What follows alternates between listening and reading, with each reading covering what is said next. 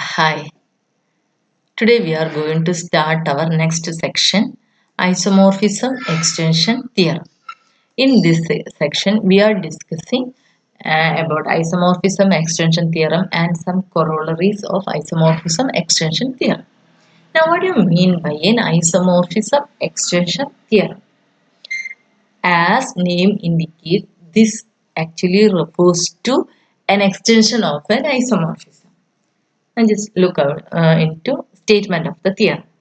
Let E be an algebraic field, algebraic extension of a field F. Okay, listen carefully. E is an algebraic extension of a field. Therefore, F is a subfield of E. E is algebraic over F. And sigma is an isomorphism of F onto a field F dash.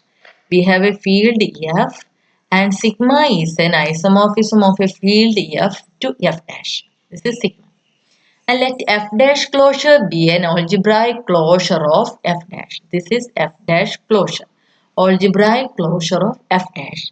Then this isomorphism extension theorem says that this sigma can be extended to an isomorphism tau of E. This E is an algebraic extension of F. This sigma can be extended to an isomorphism tau of E onto a subfield of F dash closure such that this tau must satisfy tau of A equal to sigma of A for every A belongs to F. Okay, that means there exists a this for this sigma there exists an isomorphism on E onto a subfield of F dash closure. This tau is actually an extension of sigma, that is tau of A equal to sigma of A for every A belongs to F. Once again, let E be an algebraic extension of a field F and sigma be an isomorphism of F onto a field F dash. Okay, and let F dash closure be an algebraic closure of F dash. Then sigma can be extended to an isomorphism tau of E onto a subfield of F dash such that tau of A equal to sigma of A for all A belongs to F. So this is the figure. F to F dash sigma is an algebraic extension of F and F dash closure is the algebraic closure of F dash. Then this sigma can be extended to a isomorphism tau from E onto a subfield of F dash closure. Okay, that is tau of E is a subfield of F dash closure. Okay, so moving to the proof, what we are doing first is we consider all pairs L lambda. We consider all pairs L lambda where L is a field such that F is a subfield of L is a subfield of E. And lambda is an isomorphism of L onto a subfield of F dash closure such that lambda of A equal to sigma of A for every A belongs to F. Okay, we consider all pairs L lambda such that L satisfies F is a subfield of L is a subfield of E. And lambda satisfies lambda of A equal to sigma of A for every A belongs to F. Also, lambda is an isomorphism. Okay, clearly this set is non-empty because if you consider F sigma, clearly F is a subfield of F and sigma is an isomorphism. Sigma of A equal to sigma of A for every A belongs to F. Therefore, this collection is non-empty. F sigma is a such a pair. Now let S is equal to the collection of all L lambda. Now we are defining a partial ordering on S by L1 lambda 1 related to L2 lambda 2 if L1 is a subfield of L2 and lambda 1 of A equal to lambda 1 of A equal to lambda 2 of A for every A belongs to L1. So here we are defining a partial order. L1 lambda 1 related to L2 lambda 2 if L1 is a subfield of L2 and lambda 1 of A equal to lambda 2 of A for every A belongs to L1. Okay. Clearly this relation is a partial ordering on S. To check whether this is a partial ordering, we have to check whether it satisfies reflexivity, antisymmetry and transitivity. To prove reflexivity, let L1 lambda 1 belongs to S. Then L1 is a subfield of L1. Lambda 1 of A equal to lambda 1 of A for every A belongs to L1. Okay. Therefore, clearly L1 lambda 1 related to L1 lambda 1. Okay. Therefore, relation is reflexive. Now to prove antisymmetry. Let L1 lambda 1 and L2 lambda 2 belongs to S be such that L1 lambda 1 less than or equal to L2 lambda 2 and L2 lambda 1 less than or equal to L1 lambda 1. Now L1 lambda 1 equal less than or equal to or related to L2 lambda 2 implies what we get L1 less subfield of L2 and lambda 1 of A equal to lambda 2 of A for every A belongs to L1. From this we get L2 is a subfield of L1 and lambda 1 2 of A equal to lambda 1 of A for every A belongs to L2.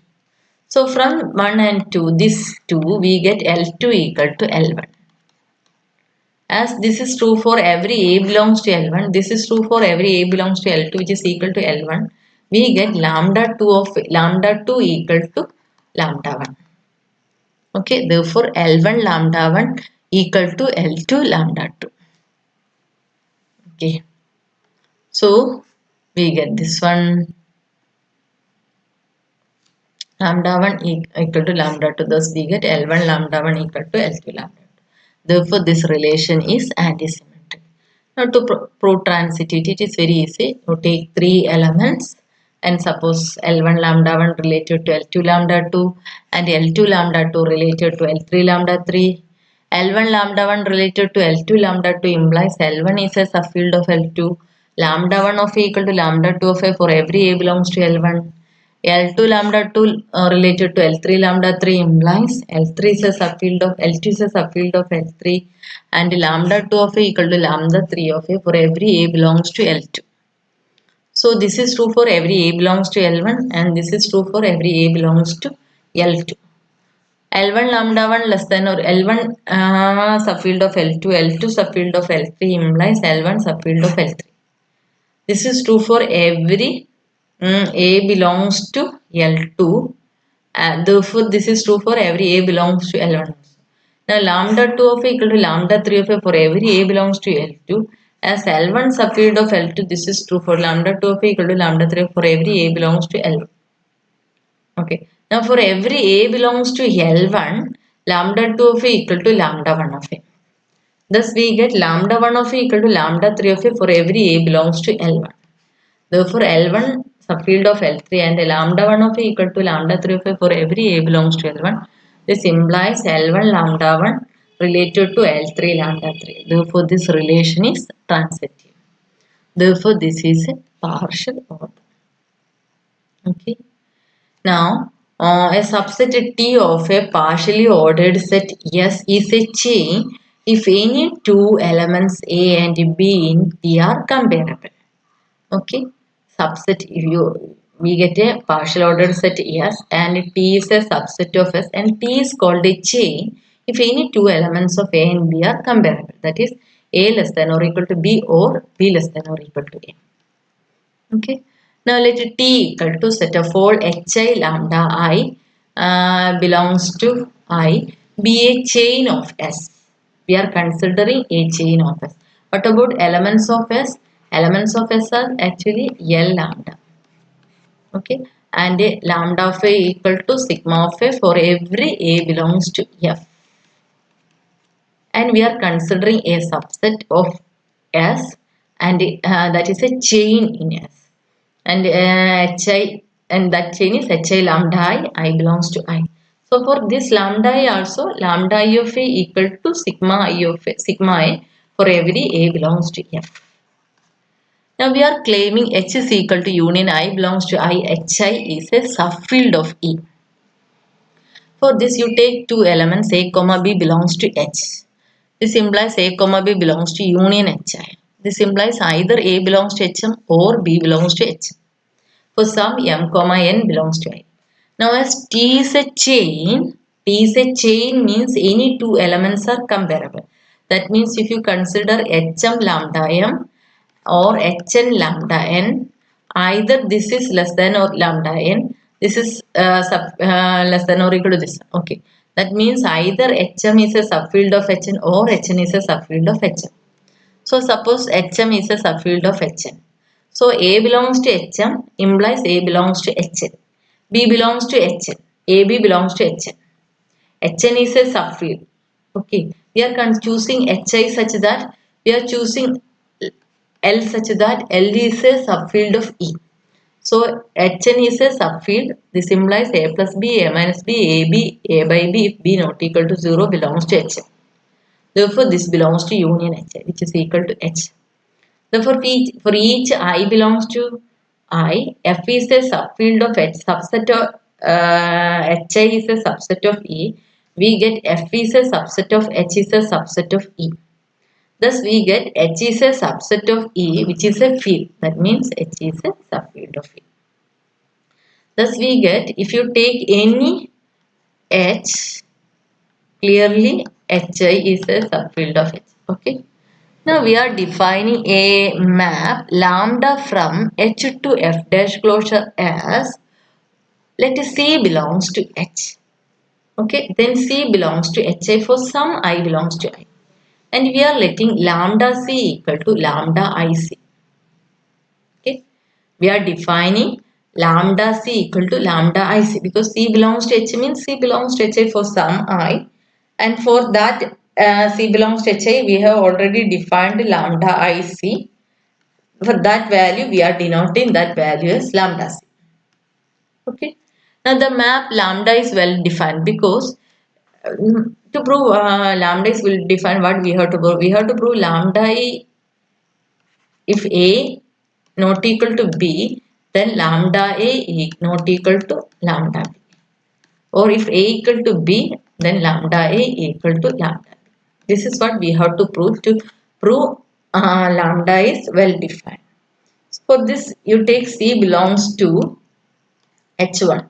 H. This implies C belongs to Hi for some I. Suppose C belongs to H1 and C belongs to H2.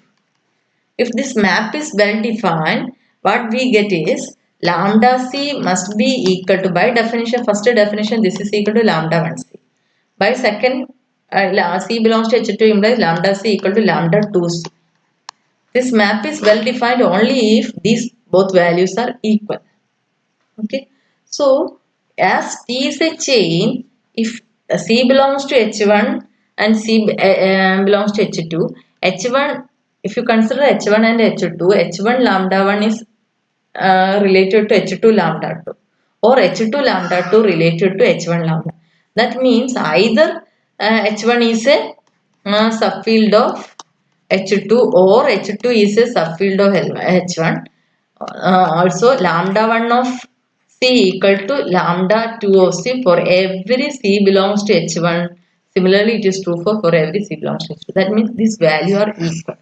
Therefore, this lambda is a well-defined map. So, we have a set H, also a lambda.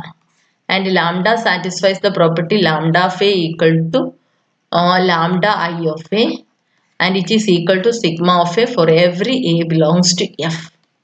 Okay.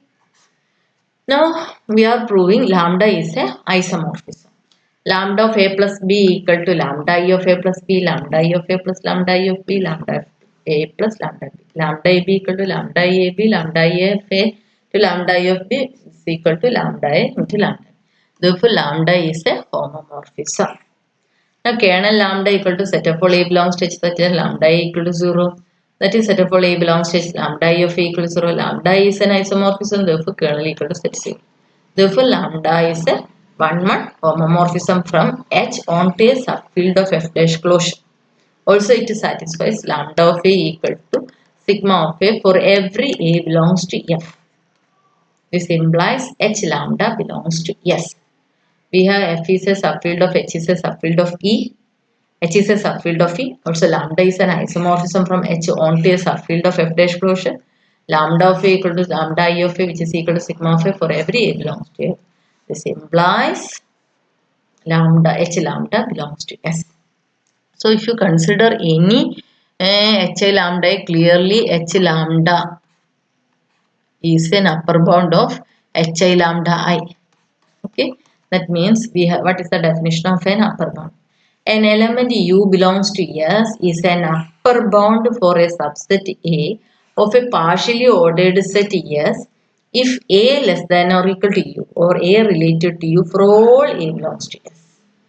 And for M is a partially ordered set maximal if there is no S belongs to S such that M less than or equal to S. There is no need to write this for example. This is just only for understanding the concept. Okay. So we have another lemma, Zorn's lemma. If S is a partially ordered such that every chain in S has an upper bound in S, then S has at least one maximal element. Here we have a S equal to L lambda I, and we have defined T such that T equal to Hi lambda I, and we have proved H lambda is an upper bound of T. This T is an arbitrary chain. Therefore, by Zorn's lemma, S has a maximal element. Okay. From the definition of H and lambda, H lambda is an upper bound for T. We have shown that every chain of S has an upper bound in S.